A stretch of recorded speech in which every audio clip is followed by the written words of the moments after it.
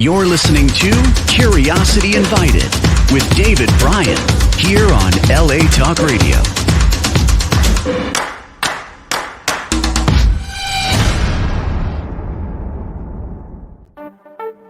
Hello, my name is David Bryan, and this is Curiosity Invited, a podcast inspired by endless curiosity. Tune in for an open-minded conversation about interesting and important things. Hello, everybody. Welcome to Curiosity Invited. My name is David Bryan, and just yesterday, you've tuned into an episode of Curiosity Invited. Great pleasure for me. I had the opportunity to speak with an old friend, an extremely talented musical composer, Michael Abels. He's been on Curiosity Invited a few times in the past, and actually twice in the past, and about to be the third. And he's an extraordinarily talented human being, a recipient with Rhiannon Giddens of the 2023 Pulitzer Prize for Music, is an Emmy and Grammy nominated composer. Many people know him for his work as musical composer for Jordan Peele's films Get Out and Us and Nope. Also Bad Education, Allen versus Farrow, Chevalier. His work is popping up all over the place, and will be popping up this coming week. Actually, that's June 2024, where it's the launch of the Disney Star Wars series named Acolyte, and Michael is the musical composer for that. I always have a wonderful time with Michael. We sometimes get to where we plan to get, but mostly we meander because he's an extremely adept wanderer in the world of both music and so many other things. So I hope you'll enjoy it. I certainly did. And now, Michael Abels. So hello, everybody, and welcome to Curiosity Invited. My name's David Bryan, and today I have the great pleasure, for the third time, speaking with composer Michael Abels, that other fellow on the screen with a big smile. And anyway, thank you, Michael, for doing this and being here. And I know you're really busy, and I will be no, I was about to say I'll be lean with your time. No, I won't. Because we meander, and that's one of the great things I love about it. But since last time you were here, well, no, we spoke just after you and Rhiannon were awarded the Pulitzer, and that's pretty spectacular. And has your life been busy and busy and busier and fuller since then, or I mean, I know you're working on projects, and we'll definitely get to the one of them in particular. But are you working on all sorts of projects now as well? Always? Yeah. Fortunately, I'm really lucky in that I have an opportunity to work in different genres and different venues, and I enjoy anything where there's an opportunity to write music. I think I'm down for that, especially if it's something unusual or surprising that I'm not known for in some way. So I have a lot of good opportunity to do that, and I just try to pick the things that excite me and then balance my time. So yeah, I really did. One of the things that has been on my mind is that, and we'll get to that, but there is that question about like bleed through, right? I mean, if you're working on 4 different projects at the same time and they are different enough, they're under the umbrella of music. Usually they're under the umbrella of music, but they're different enough to be in both different genres or different universes, different sets of expectations and conditions, do they bleed through, or are you able to keep them discrete and compartmentalized in a way doesn't that doesn't so where they don't interpenetrate? So that they don't bleed. Yes, they don't bleed. You know what? And like, see, so no one's ever asked me that, and I never. I figured that. You know, this strange thing is that they mostly don't bleed. I don't think, and Which is interesting. that surprises me. Like when you ask it that way, I think the reason they don't is because I feel like I'm in when you said compartmentalize. I often think of a creative experience as you're being in a room where this project or this idea exists. And I do this when it's part of how my memory works. Like if you have an idea, this came all the way from where you're driving on the freeway and suddenly you have an idea of a melody, and you know it's good enough that you want to preserve it, but you're stuck in traffic and you are going somewhere and you have, that, and that's usually when good ideas happen, when it's not convenient for you to capture them. So as an artist, the first thing you have to realize is that there's a point at which not capturing these ideas will cost you money.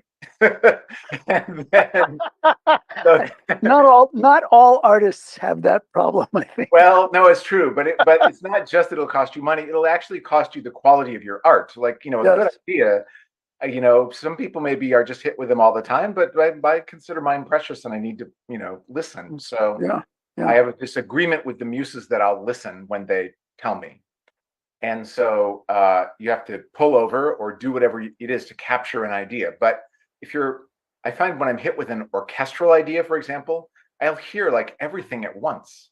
And it sounds amazing in my head, but there's no way you could possibly capture all the detail of what that is. And so what I noticed was that if I describe it in any particular way to myself, like I'll have a conversation with myself on my phone, I'm recording and I'm like, it goes like this, da da da da, it goes da da da da, and then and this is the strings are doing that, and the brass have chords, and then it shifts in this particular way, and I talk to myself in a way that only I would understand, and I just do it. I sound like I'm crazy, kind of, because I'm both singing and talking to myself in a way that I would understand and no one else would. But if I do that, as much as it seems like it's hopeless, what it does is when I listen to the recording, it brings back the moment where the idea happened. Really? And when you bring back I think it's similar to like how many of us have said, oh, I need to get my book, and it's in the kitchen, and you walk to the kitchen and you look around the kitchen and you're like, what am I doing here? What the hell am I doing in the kitchen? Right. And then invariably, the only way to know why you're in the kitchen is to go back to where you had the thought. Yes. You go back to the other room and the thought comes back. Right. My belief is that this is how memory works about everything, not just why you're in the kitchen, but it's with creative ideas. So there's a room in your mind where the creative idea is occurring, and you need to remember how to go back to that room because it's still there, but you just have to remember where it was that you had the idea that you had to get your book. Oh, well, that's interesting. So I make a report that basically is me telling myself, this is where the idea is in your mind. This is where it is. So when you hear this recording, remember where the idea is in your mind, and go where that idea is, and start, and listen to it now that you can. So this is a very big idea, but it relates to what you asked me. Yes, right. Exactly. Remember, yeah. But that's why, because each of these ideas, each of the things I'm working on is in a different room. They're in a different room, and they're not really, So when I walk into that room, then I'm in the room of that idea, whatever that is. And is that true does that hold true for the non-musical, if there are such things in your life, the non-musical things that you are wrestling with, thinking about, et cetera, that they somehow they don't affect the art that you're working on, the music that you're making? They do, but everything's got, like, what's the aesthetic? It's like designing a room in your house. Like there's an aesthetic of like, I love the painting behind you, and I know you chose it because it's going to look great on camera, and there's an aesthetic about why the backdrop works, right? The Right. same is Right. true of what's behind me. There's Yes. an aesthetic of why that works, right? So in every creative room in your life, there's an aesthetic of what makes that thing work. And so, for example, let's take um, let's take concert music, for example, a piece for people to perform live on stage. So think of all the things that would make that work, and a lot of them people wouldn't articulate if they're not in that. But things like you want to there's an implied storyline in concert music. Like, even if you don't know what the story is, there's an implication that the audience is going on a journey. Right. That hopefully at Right. the end of that journey, you'll feel like that journey was worth your time taking. And you feel like when you arrive at the end, you're like, oh, and here's where we are. And I didn't know we'd get here. But now that we are here, it makes total sense in light of everything that's come before. Mm-hmm. So that would be an aesthetic of a concert piece. Okay. That belongs in that room. And so you would know you make choices in that room based on that idea, and it makes sense. And then in the case of a series, for example, you have ideas. We're gonna get there. Right. Do you like that? Do you like that? There's there's a character arc, and thematic themes, literary themes that reoccur as different characters, and Right. so you want the music to touch on those things. And so that's a different type of aesthetic than a concert piece. Some similarities, some differences, but in order to decorate the room so that it looks good on Zoom, you have to follow the aesthetic of what the game is of that creative expression. And I think that is applied to every creative expression that we could think of in the world. Mm-hmm. Do you ever want the music from one room to inform what you're doing in another? Do you are there times when you invite it? Well, yeah, because like if something's well designed, just to take your backdrop, because I keep looking at it because I'm talking with you, if I am a person if I like that aesthetic, then as an artist, at least what my brain does is it seizes on something it likes and goes, why does that work? What is it about that makes that work? And and what I do is I overanalyze every single thing about what I like about something.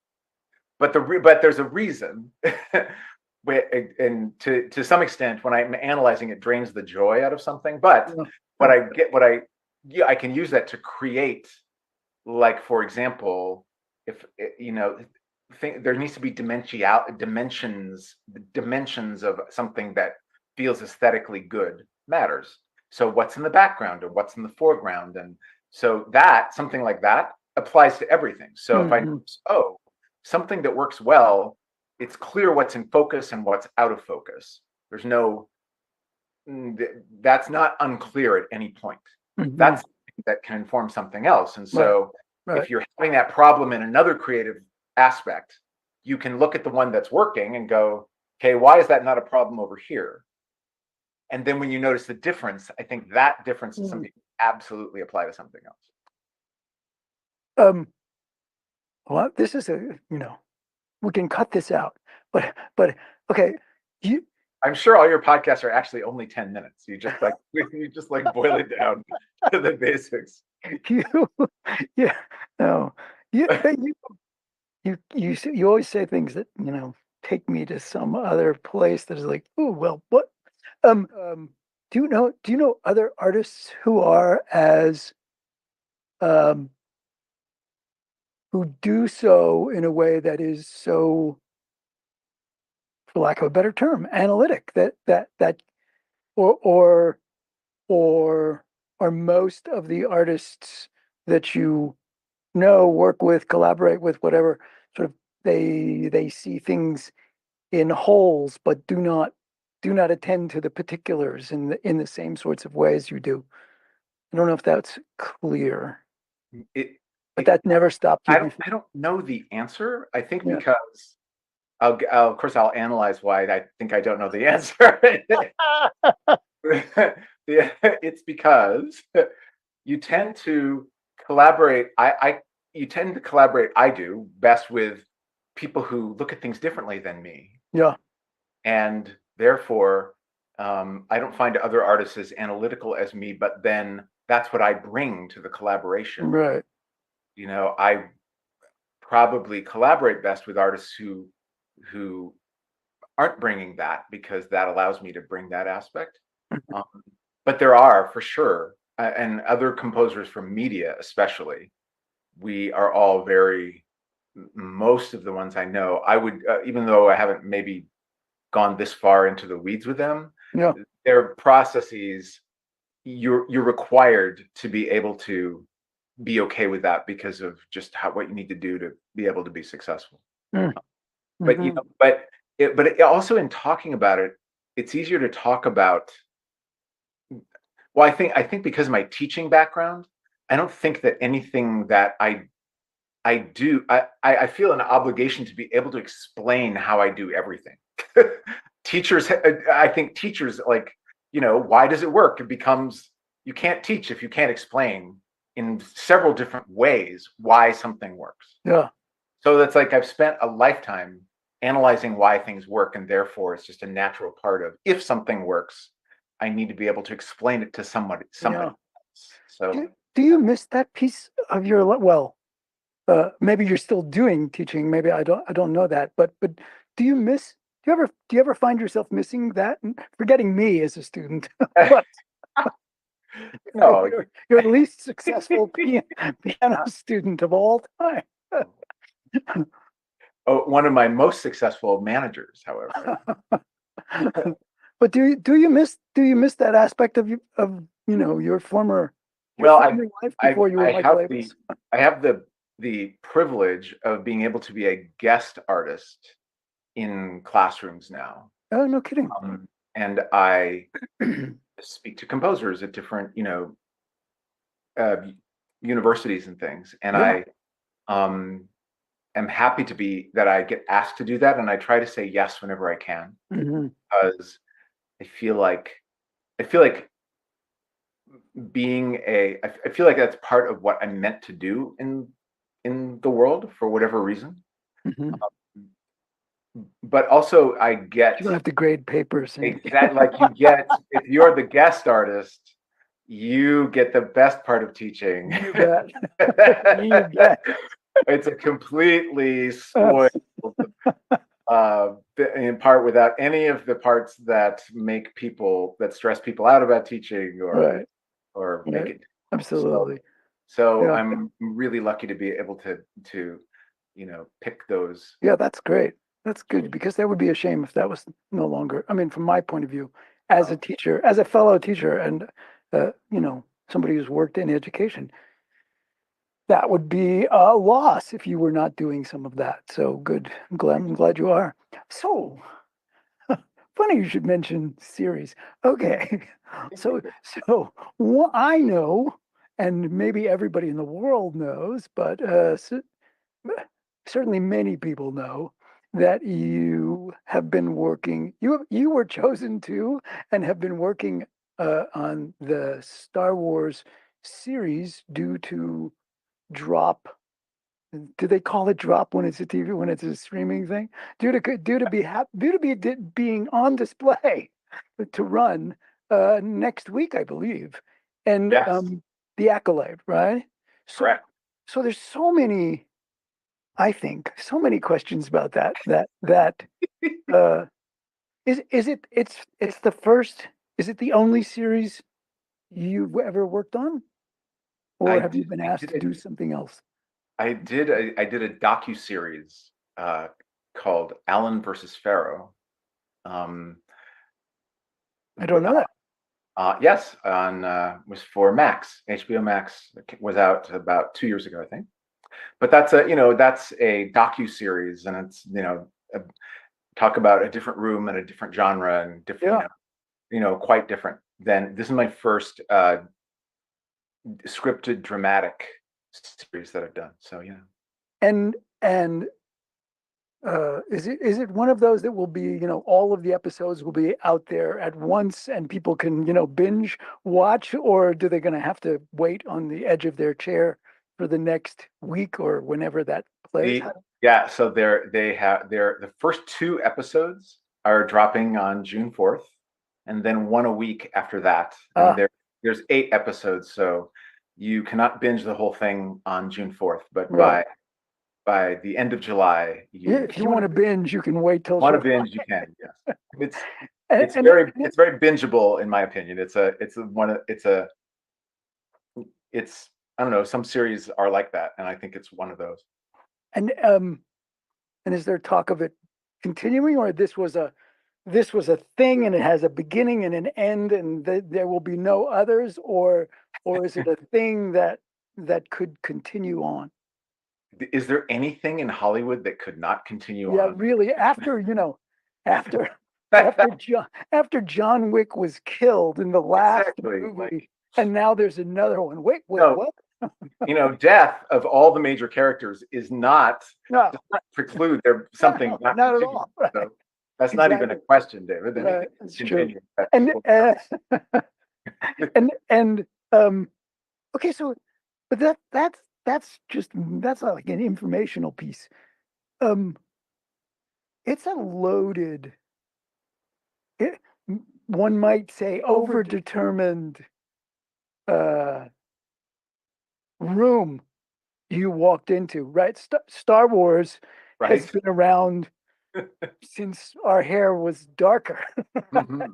And more and plentiful in my case. yes, but me as well, and and I mean, all somebody. I mean, I've always loved it. I've always loved Star Wars.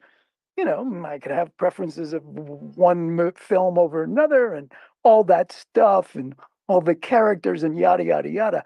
But there,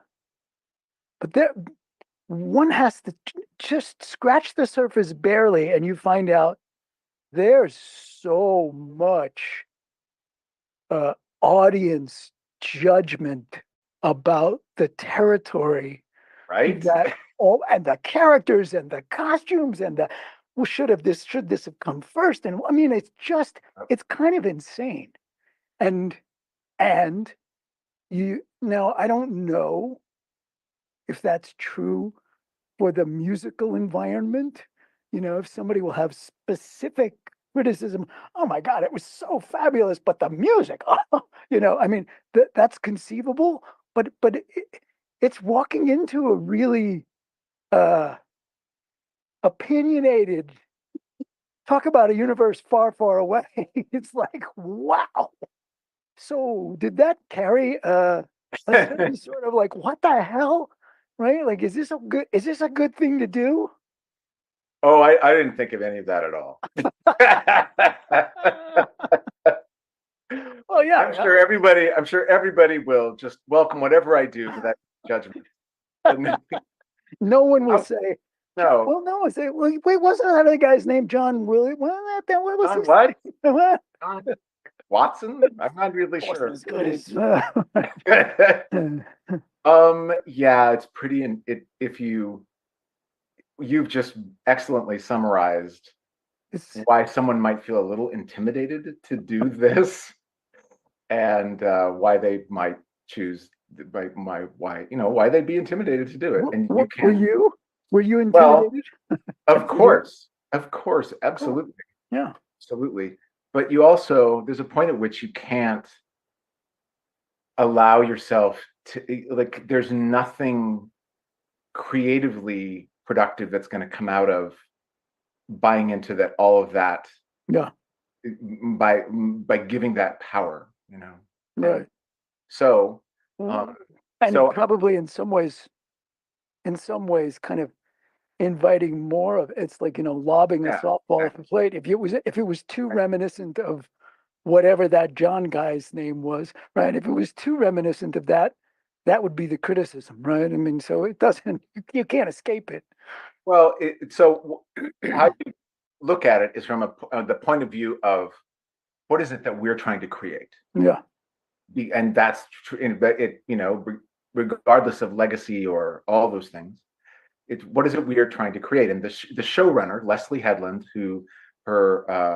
she's a playwright, and the show of hers that I was familiar with was a show called Russian Doll, which was the most bingeable, interesting series that I just stumbled into, and it's funny, and it's unpredictable, and you can't figure out what's going on, and the characters are charming but unique. And so I recommend Russian Doll just to anybody who'd like to stumble into Leslie's. I just wrote it down. So oh, great. Yeah.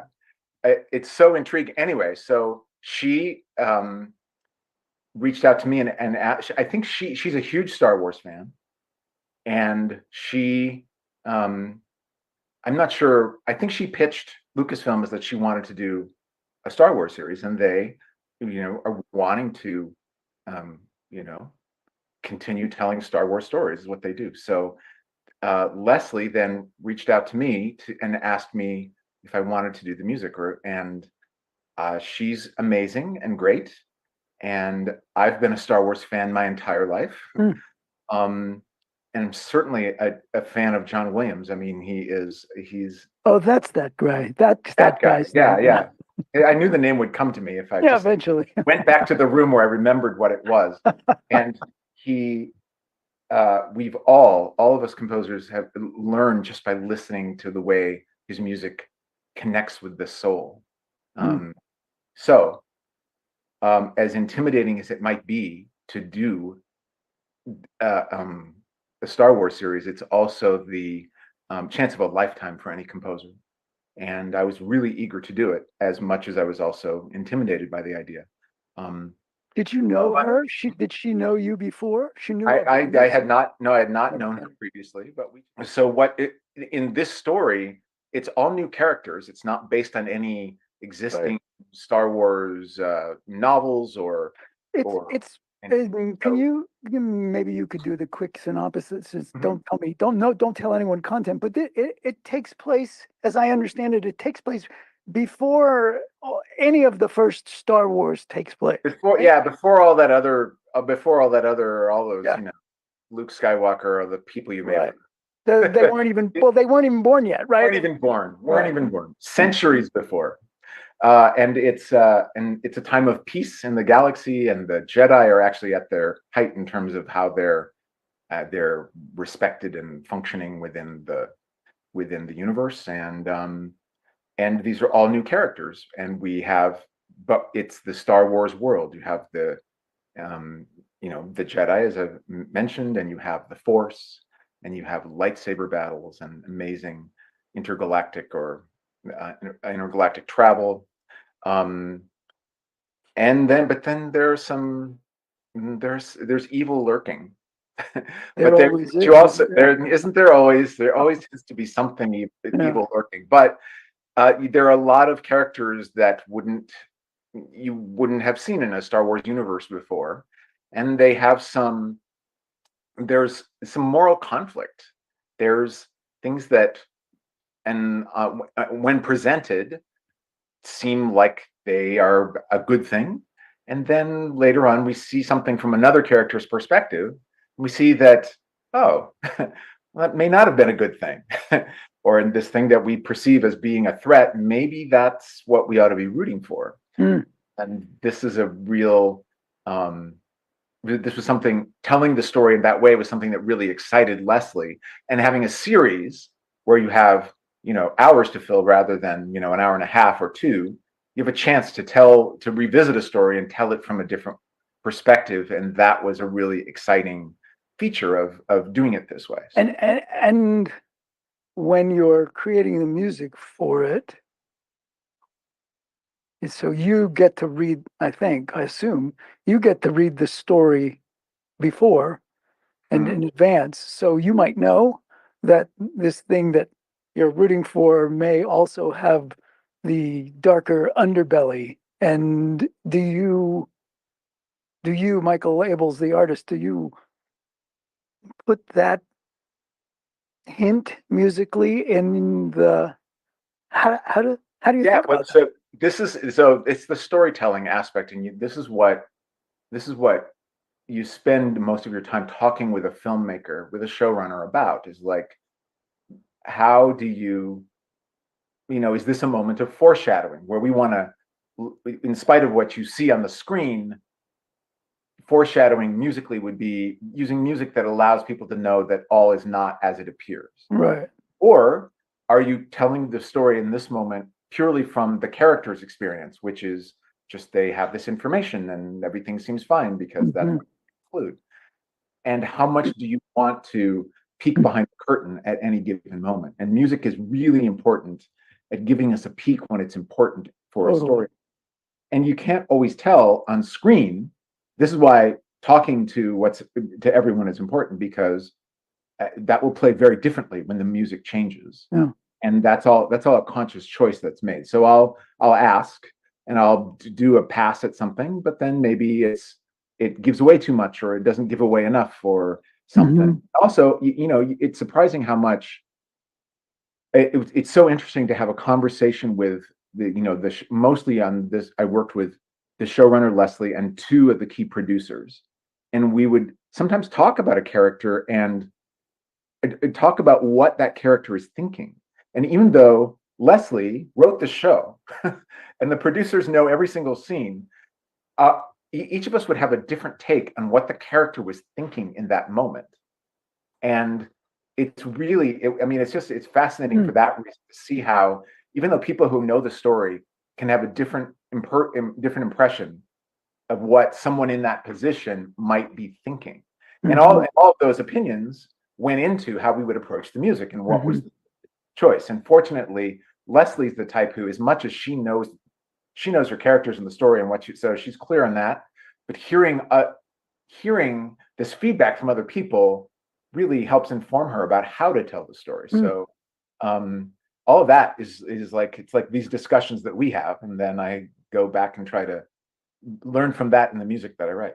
So for maybe everybody in the universe other than me knows this, but you just said, so she's a showrunner, and she is, what is that role that's different from the director of a movie, I'm assuming? Sort of. Well, this is what I'm learning as I do these projects. And also, no one ever, a great thing about the entertainment industry, or at least it's been my experience, is that no one ever tells you this stuff. You figure it out while you're doing your job. You pretend you know these answers, and then also people speak in acronyms, and then you are just left to right. Dude, sometimes there's no site you can go look that up. Right. No, well, there are now. Probably are. I have often had to, like, people just refer to ADR, like, what that is, and you're just expected to know. And then EPK, you have to know what that is too. And so you can Google those things, and then you can act informed, because that's what I had to do at some point along these steps. Anyway, so in film, the director is the chief creative officer, and among a bunch of other stakeholders who are often producers, could be the writer, sometimes, and sometimes lead actors are also producers. And so, but all these people, regardless of what title you assign them, are stakeholders. And usually, ideally, the creative head is the director who makes the decision. In series, the creative head is the showrunner, which is a funny word, because it's made up of basically exactly what you do. Kind of what it is. You're the showrunner. But the showrunner, I say usually, like, I don't really know. But I think their first step that a showrunner has to do is create the story arc over over literally a series of episodes.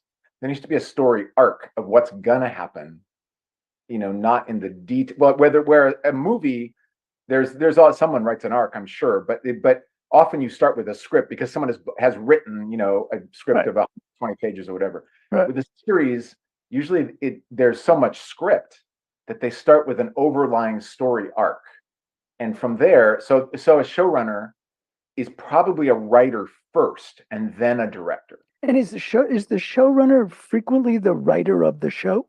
Well, yes, in the sense that the showrunner created the concept of the show and created also the story arc. So that's very much a writing function. They have Sure. written the story. Yeah. The details, but then out of that comes a lot of work in two ways. There's a lot of writing of the actual scripts. Right. There's a lot of directing of the actual episodes. So in a series, those functions are then delegated by the showrunner to a room full of writers who write all the scripts, and then more than one director, because episodes Sure. Could be. because then they parse it out in the way you'd shoot, like, there's certain episodes that involve certain sets, and so they have a director handle those sets because they happen to be, especially if they're on location, Right. they're going to send one director on that location to do all the episodes that involve that. Right. So a show will have probably more than one director, Mm-hmm. and that might include the showrunner, who is probably also director and also wants to direct. Mm. But it's not. I don't know if that's expected. Yeah. So now you have to talk to a producer who hires these people. Yeah. This is what I've noticed from watching. Yeah. So the showrunner is a writer who makes the creative decisions because she's the showrunner, and Leslie also directed, I think, she directed at least 2 of the episodes of the 8, and then there were at least 2 other directors as well. Composing for this is substantially different from composing for a film, or because it's a series, is it a lot more interactive, or is it at its core that the same thing? You're trying to tell, you're telling the emotional aspect of this story in a way that can't be done with just emotions of actors on the screen, unless they're amazing, right? But at its core, it's the same thing. But there's a couple of practices that are different. One is that it's when things start to work, when you first begin a project of like this, it's a heavy lift because everything is new and you're figuring out what's going to work. Right. Then some things start to work, and when they do, then you're always looking for how can what is working be repurposed later. Not only because recurring themes are important in storytelling, but also they help you get your work done. So they do 2 things. So when something works, it ends up informing something else even more than it would in a story that's only 2 hours. Like there are things in episode 8 is very much influenced by episode 1 and all the things that came before, and so thank goodness that it is, because when you get to the giant climax of things, it's nice to know what you're doing when you get there in a way that you've been setting up for, over a period of months rather than right. So that's the way that it's different. But then also, most of it has to do with that. And how long did the whole project take? Like your aspect, your piece of it, how long did it take to bring this to, well, not to bring it to fruition, but your part of it? Yeah, the reason the time is hard to give a succinct answer for is because there's some on-camera music, which is there's singing on camera, and there's a ceremony, and it's in episode 3, and but because it's on camera, think about it, that music has to be done first because they've got to there has to be music for them to shoot to. So therefore I had to start with that and record that, and then the coolest part about that was that I got to go on set while they record, because I explained to them that they had to have me there as a consultant. That was only made sense, and someone believed this, and so I got to be there on set of a Star Wars series.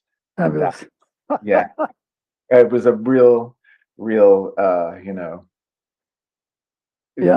really joyful as a fan. But then nothing. They were shooting, and they were shooting for months after that. So then I didn't really work on it. Did other things, and then when they were done, they came back and started working on the music. And so the post-production part of it, probably 6 solid months. And I was doing maybe one other thing, but then like the end of it, the last 3 months probably was just all the Acolyte all the time. Wow. This is a this is a big project. This is a big project. And the other thing that's floating around in me, because I don't know the pieces of that. Did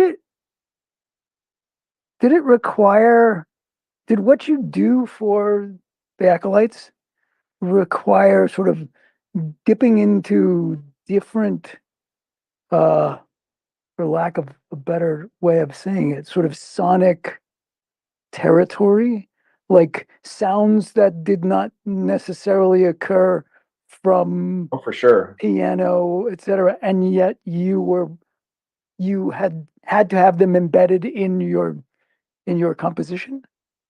Like, Yeah, so there's different, we talked about what things um were really important for um the design of what people know as Star Wars.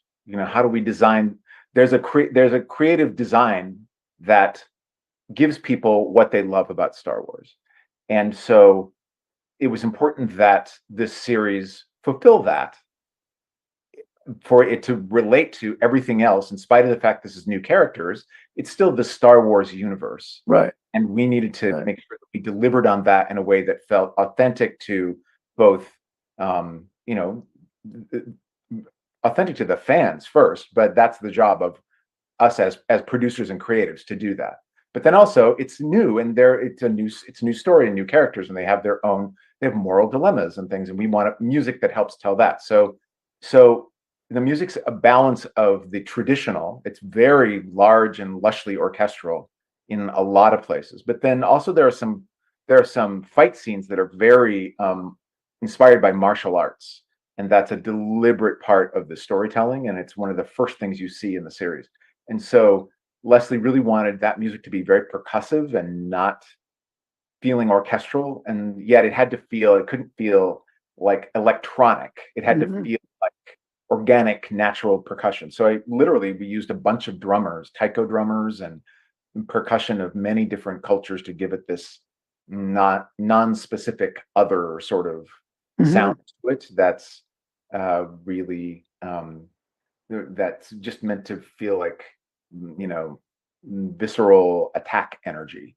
And so that was one sonic world, and then there is the sonic world of the emotional big music, um, Star Wars, and that's part of it. And then there's a very troubling kind of chaos element that's done with. I use a lot of aleatoric effects, which it means people playing music randomly, which is something I've done before, because we do that a lot in you know in tense and not in horrific environments, not horror, but things that are pretty terrifying. But Yes. then there's some sound design, virtual digital instruments as well, blended in with that to give it a quality that feels natural, but also, you can't identify what's making that sound. It's very And that. so did this require you, like, now it's clear. We're moving into territory that is way out of my depth, but, but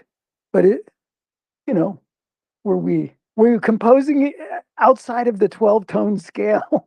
And how did you know in certain situations, oh, I need a sound that comes from that instrument that I don't play, and that, like, I mean, I mostly write music for other people to play. Like, I'm not as good.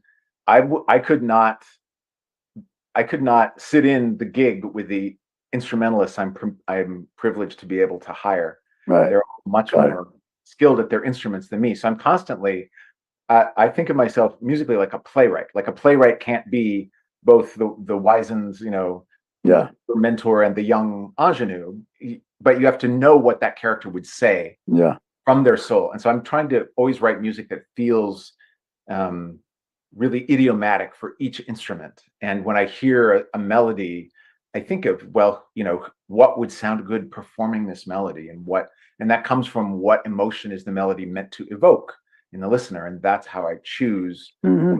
palette, whether that's an instrument that we know, or whether it's a sound that doesn't really exist, but it gives you this feeling. And if it feels right, it is right when it comes to doing music for storytelling.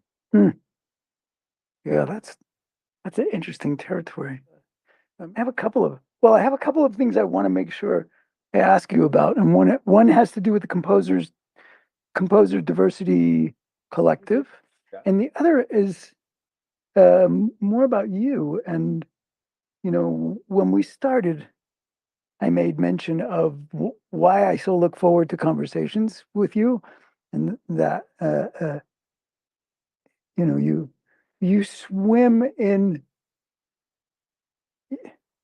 you you make your way in environments that are not entirely always just about music. You are capable of going to all sorts of different, my experience of you are capable of going to all sorts of different places that are interesting, et cetera, et cetera. And I'm curious, um,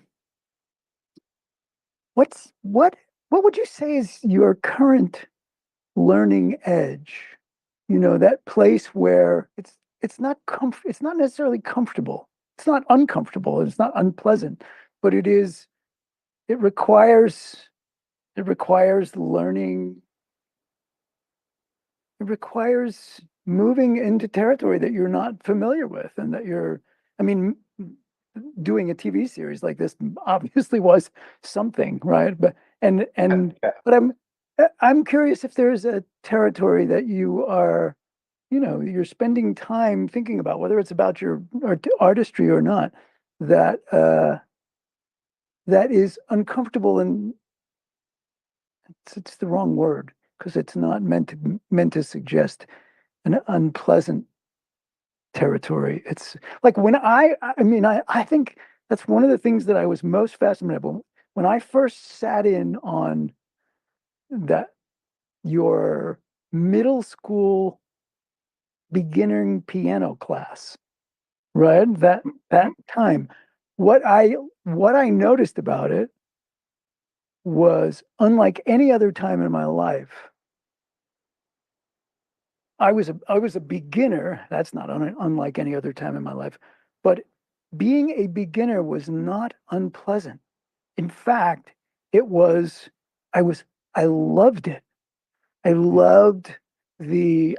I can't make my hand do that, and and and then watching myself moving in the direction of, geez, I can suddenly make my hand do that, and and it actually changed being a beginner at something for me, I hope forever, because it was such a pleasant experience. Whereas, in my past, being a beginner was like, it was awful. It was just awful. I can't do this. It was frustrating. It was all that fetching that, we all did when we were whatever. And so I'm so is there a learn, and that's what I would refer to as, at the time, that was my learning edge. I was attending not to the piano piece, but to the, what does it feel like to begin in with this whole other emotional valence that I had never had before. So does Michael Abels currently have a learning edge that he is aware of? Well, I do, but so just quick. So I'm so honored that you had such a wonderful experience of being people. What people listening and watching wouldn't know is that David was sharing a keyboard with a middle school student, a sixth grader, and they were side by side, like where you could both sit at a keyboard. So they were right next to each other. This was in a room full of 20 other middle schoolers, all playing an electronic keyboard at the same time, and not the same thing, mind you.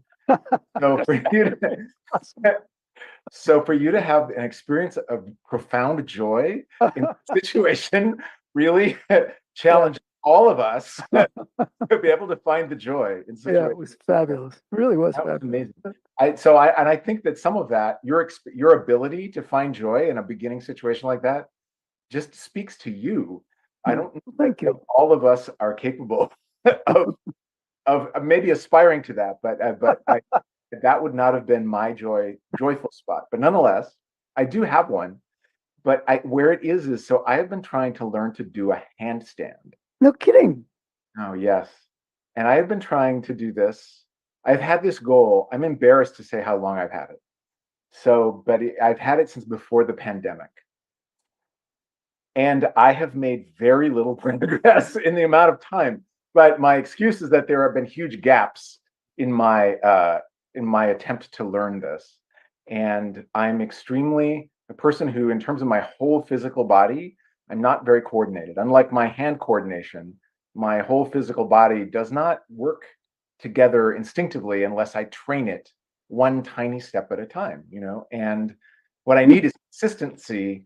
And every time I start to have some consistency, I do make a little progress, and it fills me with joy. Maybe this is similar joy. That's interesting. Yeah. That's so interesting. And I don't know if you remember this about me. I probably did it at an opening meeting.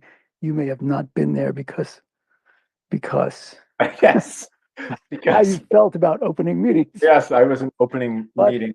there was an after. I couldn't do it right now because I had rotator cuff surgery. But I've been doing handstands since I was a gymnast in high school. But let me just give you one thing that helped me, and it may have nothing to do with your coordination, but it actually came from learning about how we balance on our feet. And it turns out, we sort of think about we're standing there, like we're standing there and we're just standing on our feet.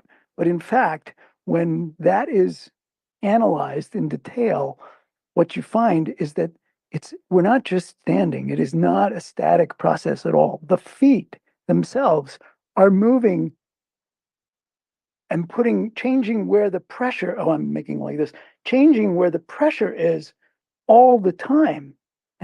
And one time I got up on my hands, and that wasn't hard to do, but I started to pay attention to, just started by moving my hands, putting pressure in different ways. I think I might have been against the wall, and realized I had a lot. I could with relatively little effort make a lot of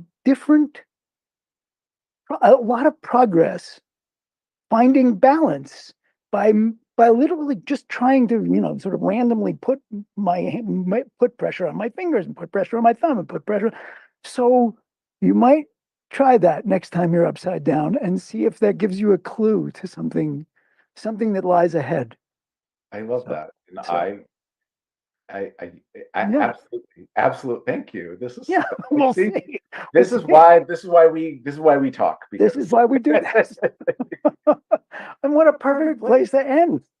But wait, you didn't say anything about the diversity, the Composers Diversity Collective. The Composers Diversity Collective. I am no longer the president. The presidents are Emeritha Vaz and Sandra Morales, and it's very much thriving, and it's a community where people from every walk of life who are interested in being media composers can join and find commonality and incredible difference. And we are just helping people redefine what a composer looks like in their minds, and what type of music you might expect a person who looks a certain way to write. And just by existing, we help people identify what those preconceived notions are and whether those serve us or don't. And also a resource for producers and directors who are looking to be more inclusive in their hiring and to need a little help with that. And it's also a place for composers to come and find commonality. And so if someone is interested in being a composer or finding a composer, please check out the Composers Diversity Collective, because we have what you're looking for. And I'll put up the URL for that, so people, if they've heard that, can find it. So, well, Michael Abels, always a treat, and I so love our conversations. So thanks for being willing once again. And now, thank you. Always my pleasure to speak with you. You're listening to Curiosity Invited with David Bryan, here on LA Talk Radio.